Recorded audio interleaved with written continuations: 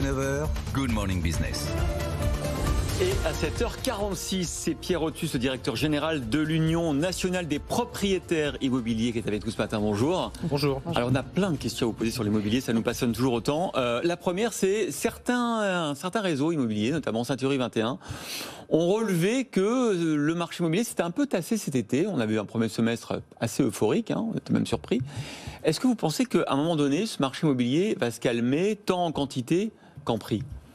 Alors notamment en région parisienne et à Paris, effectivement, on a un tassement, les ventes ne se font plus aussi rapidement, il y a plus d'offres que de demandes, donc peut-être que ça va tasser effectivement les prix et c'est plutôt souhaitable pour ceux qui souhaitent investir ou acheter pour sa résidence principale. Surtout d'autant plus qu'on est déjà à 11 000 euros. Donc on est déjà dans des tarifs et des prix assez élevés, effectivement, très élevés.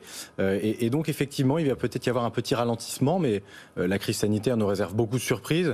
Faire des prédictions, certains ont tenté d'en faire beaucoup depuis le début de la crise en mars 2020. Pour le moment, peu se sont réalisés. Le mouvement qu'on avait noté juste avant les grandes vacances, c'était une ruée vers l'ouest, une ruée sur les maisons, une ruée aussi sur les villes moyennes. Est-ce que ça s'est confirmé ou ça ralentit aussi ? Alors oui, on peut l'observer sur des villes moyennes et même de taille un peu plus intermédiaire. Moi j'habite à Reims par exemple, effectivement il y a pas mal de Parisiens, il y a beaucoup de gens qui arrivent dans cette ville, très dynamique, plutôt bien administrée. Les gens sont plutôt contents des services publics et de ce qui est disponible pour eux, pour les familles. Et par exemple, aujourd'hui, pour acheter une maison à Reims, effectivement, c'est très compliqué. Il n'y en a pas beaucoup et les prix ont un petit peu augmenté, oui. Alors, pour les propriétaires immobiliers, on va parler d'un autre sujet d'actualité qu'on a traité dans nos journaux, c'est le problème des passoires thermiques. Parce que le calendrier, on dit toujours, j'ai le temps d'y réfléchir, mais enfin, le fait que progressivement, on ne pourra plus louer des appartements qui ne respectent pas certains critères, d'abord la lettre G, la lettre F, la lettre E, pour le traitement de DPE, c'est ça. Ça veut dire qu'on a regardé, pour Paris, d'ici 15 ans, 2/3 des logements haussmanniens ne pourront plus être loués s'ils n'ont pas fait les travaux. C'est un vrai problème, c'est presque une bombe atomique sur le marché du logement. Oui. Et je pense que et le gouvernement et le législateur n'a pas mesuré cela. Ça, c'est la nouvelle loi climat, évidemment. On a mis dans une nouvelle loi climat qui a été une loi qui est revenue, même pas un an après, une première loi climat pendant le quinquennat qui donnait déjà beaucoup d'obligations, un peu sur l'émotion peut-être de cette crise sanitaire et de la situation qu'on vivait tous. Et cette crise aussi climatique. Climatique, effectivement, qu'on constate tous les jours, encore plus cet été. On a mis un peu la charrue avant les bœufs, c'est-à-dire que on a donné beaucoup d'obligations sans beaucoup d'aide et d'accompagnement. Alors soit on crée un cadre général global favorable à l'investissement, soit on prend des mesures concrètes précises comme la défiscalisation des aides. On parle de MaPrimeRénov', qui est l'ancien crédit d'impôt qu'on mettait tous sur nos impôts pour les fenêtres. Les gens le connaissent un peu comme ça.